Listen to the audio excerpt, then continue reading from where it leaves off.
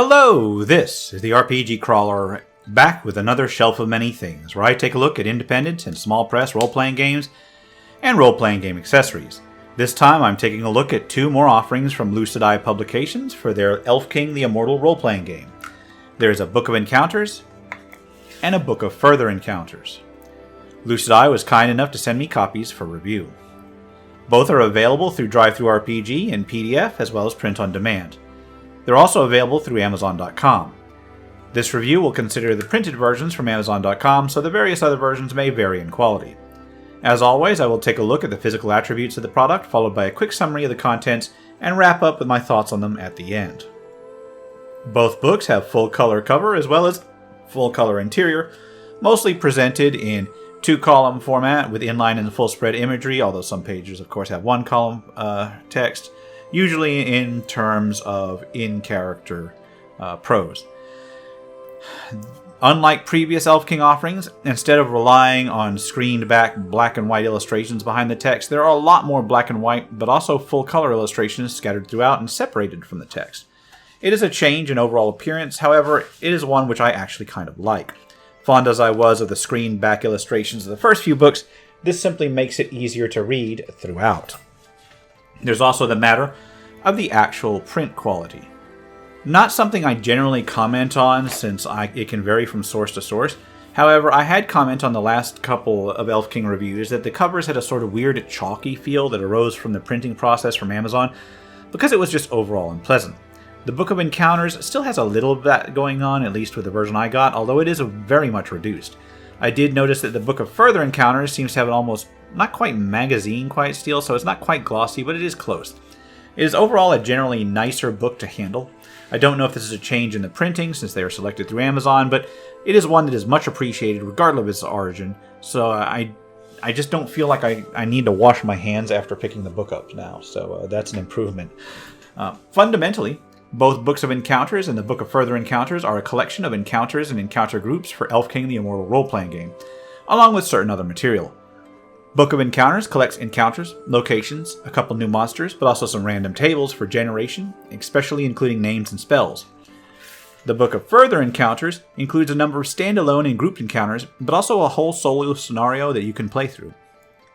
So first of all, let's take a look at the Book of Encounters.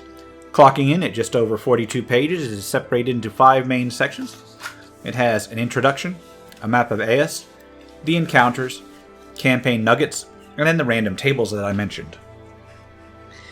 The introduction only takes 1 page and basically summarizes the contents of the book, and that it is a group of encounters of varying detail that can be placed pretty much anywhere, and are useful for GMs just looking for either inspiration or for something to play out on the moment. It does mention the fact that Aeus has a generally homogeneous topography, and the lack of a leveling system in Elf King can make these encounters pretty much playable by whatever party with minor adjustments. It also mentions that details on monsters, treasure, glamour, abstract other rules and such are included right in the text and pretty much wrap up there. The map of Aeus is the general abstract set of islands and names that is present in the front of most Elf King products. The largest section of the book is the encounter section. It begins with a few pretty simple ones. A snow worm lair, complete with stats for the worm itself, a small multi-room location based encounter about a fallen shooting star, almost a mini adventure in and of itself, some very abstracted fey hills, as well as a forest glade with a branch man who lives there.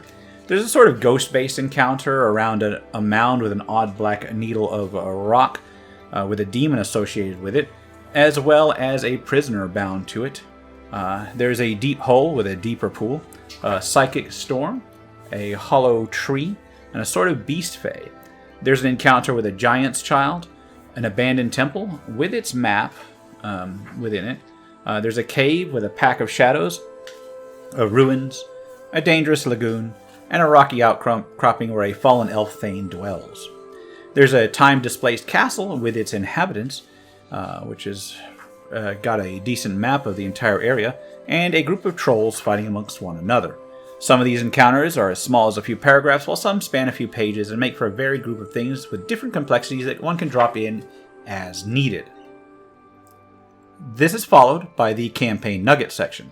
Where these differ from the general encounters, they are apt to be more expendable or more expandable into something resembling a full adventure, or even incorporated into a long-term campaign.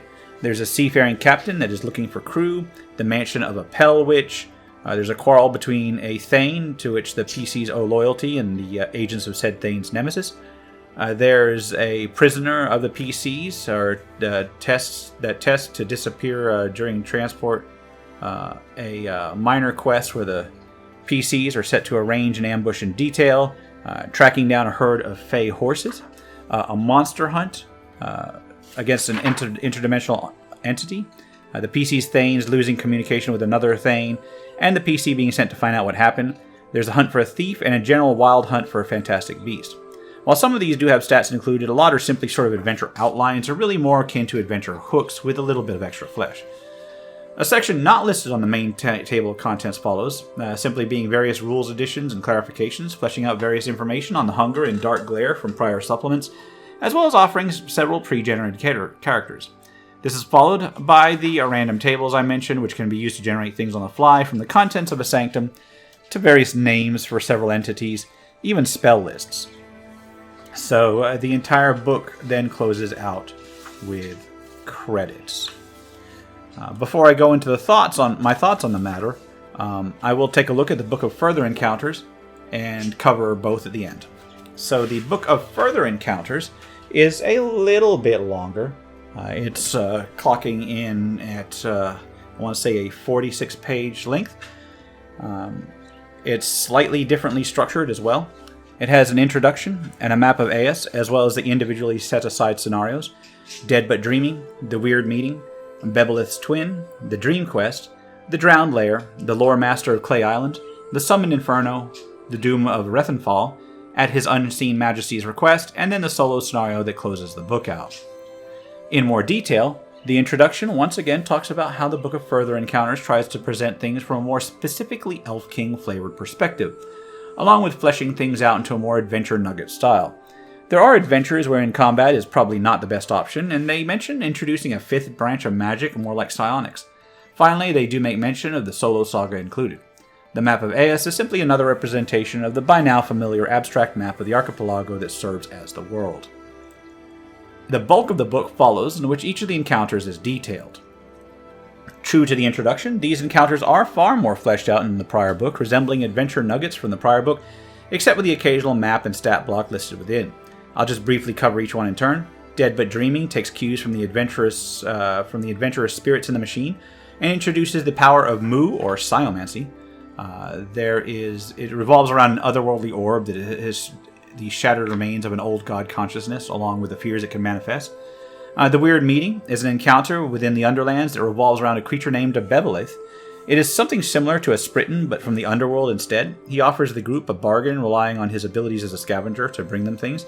The very next encounter is with Bebelith's Twin, a far less pleasant version of the prior encounter. This one seeks to undo everything that his twin has accomplished, and basically he shows up instead of the other one, and you have to figure out why all of a sudden this guy's turned evil.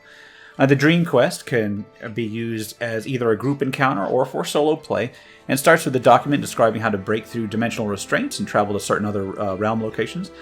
It involves a journey through a trance state and offers a sort of test in some sort of dream temple. The Drowned Lair is a sort of underground encounter that deals with some goblin-like creatures called the Groblings. The Lore Master of Clay Island is a sort of a challenge scenario where the PCs are sent on a quest to answer a question and must travel on an island to consult with the Lore Master among various challenges. It comes complete with a multi-room map. The Summoned Inferno is basically having a summoning ritual take place in a shrived sanctum that brings a demon of balefire forth. The Doom of Rethenfall is another demonic encounter, this time dealing with a demon from the Outer Realms, amusingly called the Lucid Eye, so I guess that's their namesake. At His Unseen Majesty's request, has the party summoned to attend a blind seer, only to find out that one of them must be defeated in order to take his place, so they must prevent, that from happening and losing a party member to being a trapped, unseen seer. The final entry is the solo scenario, The Troll Mistress of Yivitsgard. By far the longest scenario. It starts with an introduction and a quick list of glamours and special rules on dealing with them in this setting. how to handle certain equipment and organic material, as well as other loose ends before detailing the scenario itself. The scenario covers several pages and is presented in a sort of choose-your-own adventure programmed adventure format with individually numbered entries that then branch out to others based on the choices of the player. Stats for the NPCs and challenges are presented in line where they need to be. The entire book then concludes thereafter, after several pages, with the usual little credits format, which is right just in there. So, what do I think of these?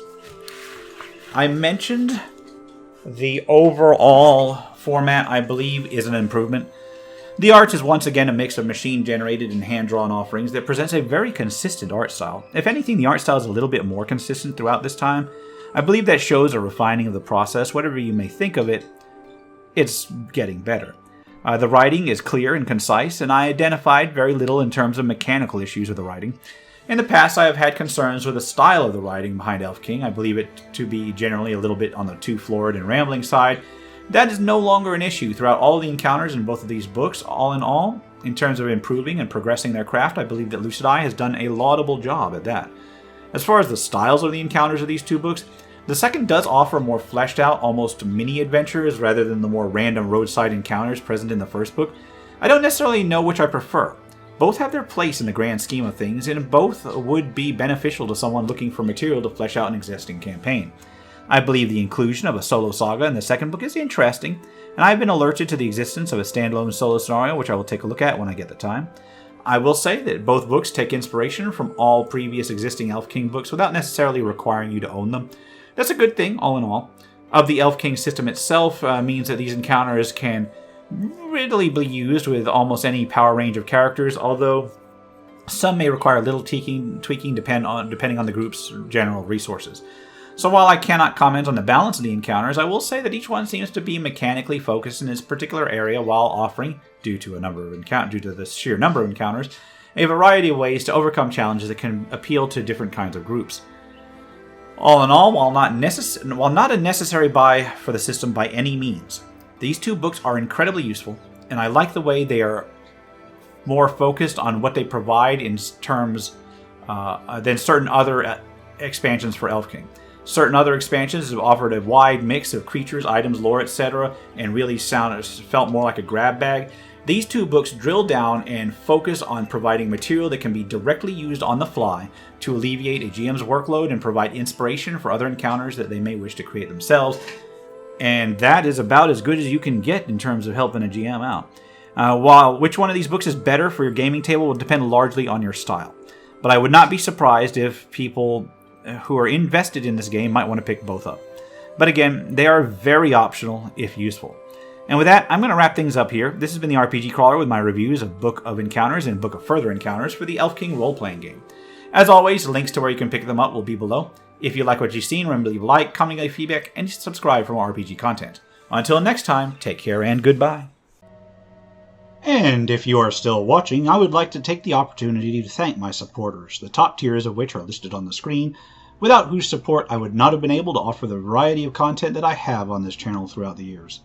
If you're feeling particularly generous and would like to join them, you can support the channel. There are a variety of options to do so. I have a Patreon, a Subscribestar, as well as channel memberships enabled.